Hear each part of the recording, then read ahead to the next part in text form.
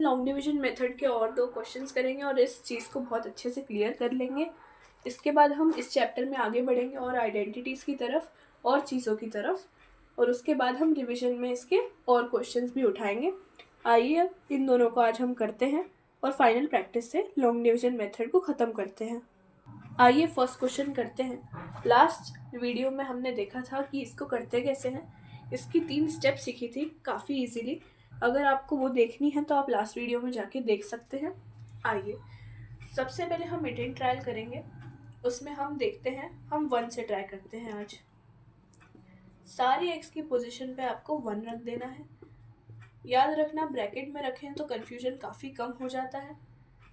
1 का cube 1, -3 into 1 -3, -9 into 1 -9 and -5। इससे तो किसी भी तरह 0 नहीं बनेगा, तो मतलब ये तो गलत ही है। आइए -1 से ट्राई करते हैं। x की पोजीशन पे आपको हर जगह -1 रख देना है।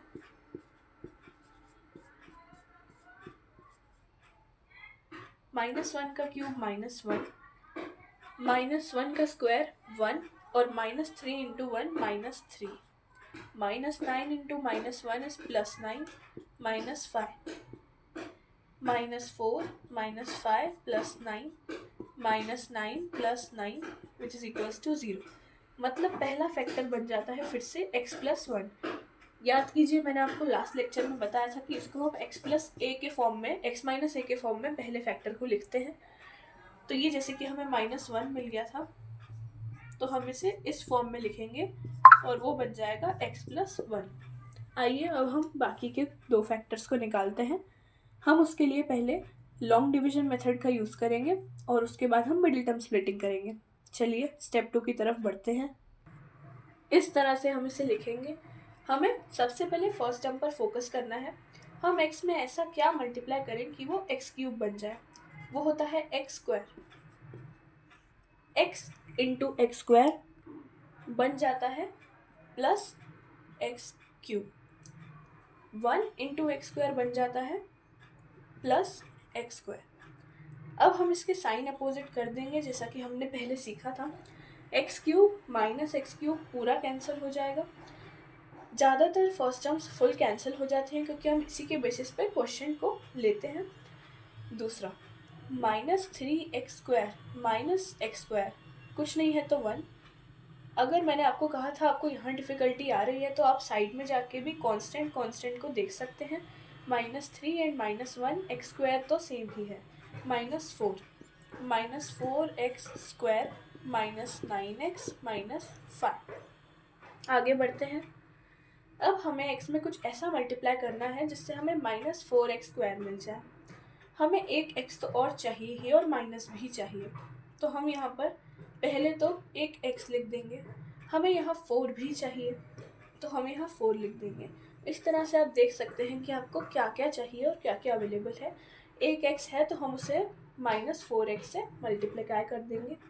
यहाँ पे आ जाएगा -4x² +1 इंटू -4x, उससे आ जाएगा -4x। साइन हम फिर से चेंज कर देंगे, जहाँ प्लस था वहाँ माइनस। -4x² + 4x² पूरा 0 हो जाएगा। -9x + 4x -5x बच जाएगा। हमें x में कुछ ऐसा मल्टीप्लाई करना है जिससे -5x बन जाए। हम -5 को मल्टीप्लाई करेंगे तो -5x बन जाएगा। +1 इंटू -5 इज -5। यहाँ हम फिर से साइन चेंज करेंगे और ये दोनों 0 हो जाएंगे। अगर रिमाइंडर 0 आता है तो वो वेरिफिकेशन का एक तरीका है कि आपने बिल्कुल सही किया है। अब आइए हम third step middle term splitting की तरफ बढ़ेंगे। हम इस स्टेप तक तो पहुँच चुके हैं। अब हमें x + 1 तो मिल गया है, हमें इसे मिडिल टर्म स्प्लिटिंग की हेल्प से तोड़ना है। चलिए अब इसे मिडिल टर्म स्प्लिटिंग की हेल्प से तोड़ देते हैं। x² -4x -5। जैसा कि आप जानते हैं हमारी वो ट्रिक कि हमें ऐसे 2 नंबर ढूंढने हैं जिनको मल्टीप्लिकाई करके 5 बन जाए एंड जिन्हें प्लस करके 4 बन जाए। ऐसे 2 नंबर हैं 5 एंड 1। अगर ज़्यादातर कॉन्जिक्यूटिव्स नंबर दिए होते हैं जैसे 5, 4, 2, 3, 1, 2, 6, 7, तो उसमें ज़्यादातर बड़ा नंबर और 1 ही यूज़ होता है ज़्यादातर केसेस में। फर्स्ट टर्म को हम कॉपी कर देंगे। हमको एंड में माइनस चाहिए तो हम बड़े नंबर को माइनस में लेंगे। हमने नंबर्स लिए हैं 5 एंड 1। हम बड़े नंबर को माइनस में लेंगे क्योंकि एंड में माइनस में चाहिए।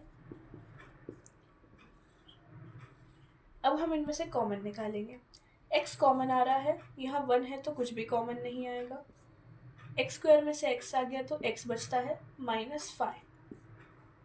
यहाँ से भी 1 आएगा, x -5 एज इट इज अंदर।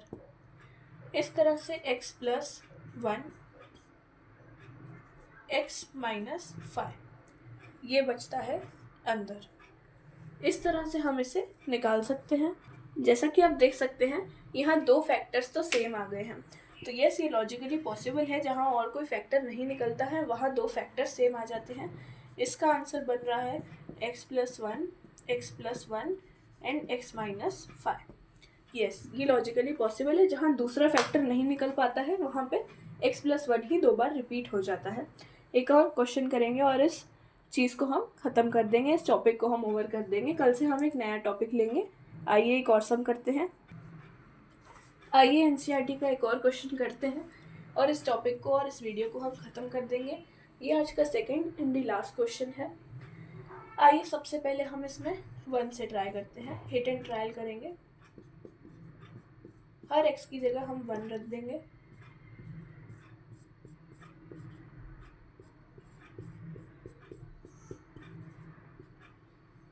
वन का क्यूब 1, -13 × 1 -13 + 32 + 20 +32 + 20। इस तरह से तो ये बिल्कुल भी नहीं बन रहा है। This is not equal to 0। हम -1 से ट्राई करेंगे। -1 का क्यूब -13 × -1 का स्क्वायर प्लस 32 × -1 + 20। -1 का क्यूब -1, -1 का स्क्वायर 1 आएगा, लेकिन -13 × +1 भी -13 ही होता है। +32 - 20 -32 + 20। आई एम सो सॉरी, मैंने एक प्लस और माइनस में गलती कर दी थी। यहाँ पर प्लस आएगा और उस चक्कर में हर जगह +13 आएगा। आई एम रियली सॉरी, मैंने क्वेश्चन पे ध्यान नहीं दिया। -32 - 1 + 13 + 20 ये बन जाता है -33 और ये बन जाता है +33 विच इज़ इक्वल्स टू 0। तो पहला हमारे पास फिर से x + 1 ही आ जाएगा। चलिए अब हम लॉन्ग डिवीजन की तरफ बढ़ते हैं। आइए अब हम लॉन्ग डिवीजन करते हैं। फर्स्ट टर्म पे ध्यान देंगे। पहली है x³ x स्क्वायर में हम x में हम x स्क्वायर का मल्टीप्लाई करेंगे तब बनता है x³ + 1 × x square plus x square बन जाएगा। अब हम इसके साइन अपोजिट कर देंगे। x³ - x³ 0 बन जाएगा। +13 x² - x स्क्वायर यहाँ कुछ नहीं है तो 1 है। +13 - 1 बचता है +12x²।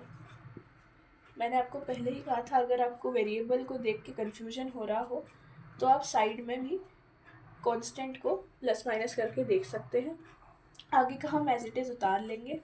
32x + 20। अब आपको देखना है कि हम x में ऐसा क्या मल्टीप्लाई करेंगे कि 12x² बन जाएगा। यहाँ हम मल्टीप्लाई करेंगे 12x × x is 12x² + 12x²। 1 को हम 12x से मल्टीप्लाई करेंगे तो वो बन जाएगा 12x। साइन फिर से हम अपोजिट कर देंगे। ये एक रूल होता है मैथमेटिक्स का जहाँ आपको साइन पे ध्यान देना पड़ता है। +12x² - 12x² फिर से 0 बन जाएगा। +32x - 12x बन जाता है +20x + 20 को हमने नीचे उतार लिया। x में ऐसा क्या मल्टीप्लाई करें कि 20 आ जाए। हमें प्लस में ही चाहिए तो हम +20 का मल्टीप्लाई करेंगे क्योंकि हमें एक्स स्क्वायर नहीं चाहिए तो हम एक्स का मल्टीप्लाई नहीं करेंगे। Plus 20x 1 into 20 plus 20। हम साइन फिर से अपोजिट कर देंगे। Plus 20x minus 20x 0, plus 20 minus 20 0।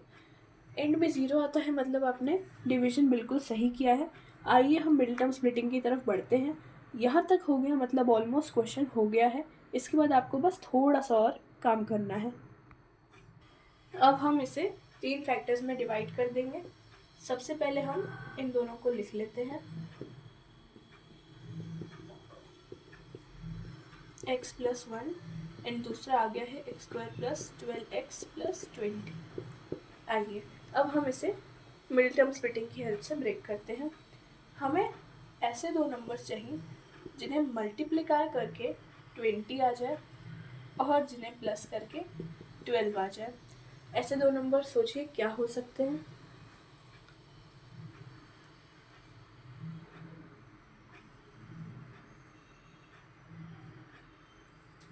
Yes, you are right, they are 10 plus 2। हम 10 और 2 लेंगे जिन्हें मल्टीप्लिकाई करके 20 आता है और प्लस करके 12 आता है। हम इसे तोड़ेंगे क्योंकि सारे प्लस है तो हम 10 प्लस 2 ही लेंगे। Plus 10x plus 2x plus 20। जहाँ सारे प्लस होते हैं वहाँ काम और ज़्यादा आसान हो जाता है। यहाँ से x बाहर आएगा, x प्लस 10। यहाँ से 2 बाहर आएगा, अंदर बचता है x प्लस 10। x प्लस 2 हमने कॉमन वालों को एक ब्रैकेट में ले लिया और x प्लस 10 को एक कॉमन ब्रैकेट में ले लिया। इस तरह से आंसर बनता है पहला फैक्टर x प्लस 1 जो हमने पहले ही निकाल लिया था, दूसरा x प्लस 2 और तीसरा x प्लस 10। इसी के साथ हमने लॉन्ग डिवीजन मेथड को सक्सेसफुली पूरा कर लिया है। इसके बाद हम इस टॉपिक पर और क्वेश्चन नहीं करेंगे।